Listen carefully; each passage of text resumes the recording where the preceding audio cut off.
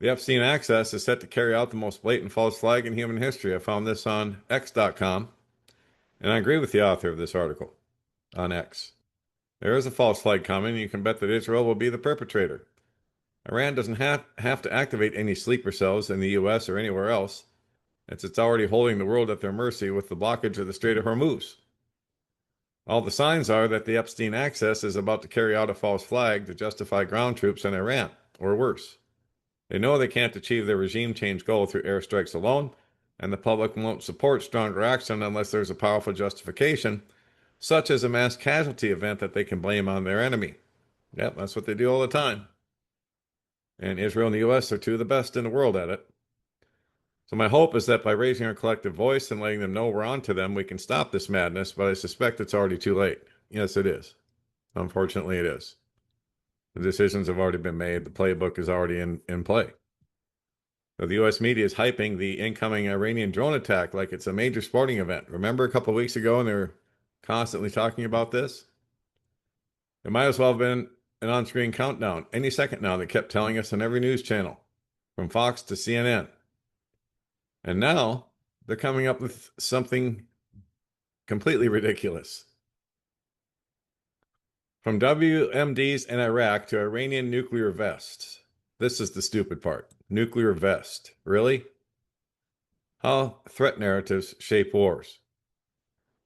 In the years after 9/11, the U.S. intelligence repeatedly warned of catastrophic terrorism scenarios, including multiple false nuclear alerts. The same playbook is being applied to Iran. Yes, it is. Now, speaking during a cabinet meeting at the White House on March 26, U.S. Vice President J.D. Vance justified the United States attacks on Iran by citing the risk of Iran using nuclear suicide vests to kill tens of thousands. That claim is far more ludicrous than the previous lie that Iraq possessed weapons of mass destruction, right? They'd never found any. At least the WMD theory was purveyed using sexed up intelligence dossier on Iraq. In contrast, Vance's warning does not even attempt to seek a basis, scientific, technological, or intelligence. So, and like it says here, nuclear devices can broad belong to two categories: a test device, a bomb in the basement, or a deliverable nuclear weapon. The former is something that can initiate an uncontrolled nuclear fission reaction and could be used as a small room. The latter is a sophisticated, robust, reliable, and miniaturized nuclear device that has the warhead, safety arming, implosion, initiator mechanisms, tamper, reflector, and casing, all capable of withstanding travel atop a missile at supersonic speed and re-entry heat. And so, yeah, a lot more sophisticated than what J.D. Vance would say nuclear vests. And the sad part is that people in the Trump camp will believe him and say, oh, yeah, I guarantee you they're repeating this talking point today. They're repeating it with their families at Sunday dinner, and they're saying, well, President J.D. Vance said they have nuclear vests. They could just strap a nuclear bomb to their chest and just blow us all up in whatever city they want to. Problem is, it's not true. It's all nonsense.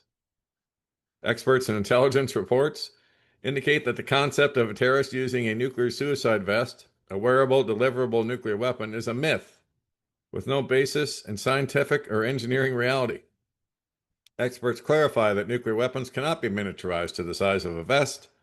The smallest and lightest fission bomb ever deployed, the US W-54 Davy Crockett warhead, weighed 35 kilograms, including its casing, and is not wearable. I suppose you could put it in a backpack, right? I mean, that'll be the next thing they'll say, because they got to gin up the fear, and they've got to gin up justification for this war, especially now that it's going to turn into a ground war. It's inevitable, and Iran's ready for it. And when the U.S. executes it, there's going to be a lot of casualties. It's going to be a huge boondoggle. So, anyway, anyone would think that Iran had a fleet of killer drones just waiting off the California coast, but that can't be because Trump says he's destroyed the Iranian Navy. Even if one vessel had slipped through the net and reached the other side of the world, the U.S. Navy would surely detect it and take it out, right? So, yeah, they're trying to convince us that Iranian drones are here, the sleeper cells are here, and that they're all going to get us. And now there's also scare tactics with Iranian nuclear vests that they're going to strap nuclear weapons to their chests and blow us all up in all of our big cities. It's just ridiculous. However, they are setting us up for the big false flag because the Epstein access is set to carry out the most blatant false flag in human history. You've got Laura Loomer, another Trump cult supporter, right? Running around telling everybody that there's going to be another 9/11 in the U.S. soon, and that's going to be 10 times worse. You think she doesn't know? Of course she knows.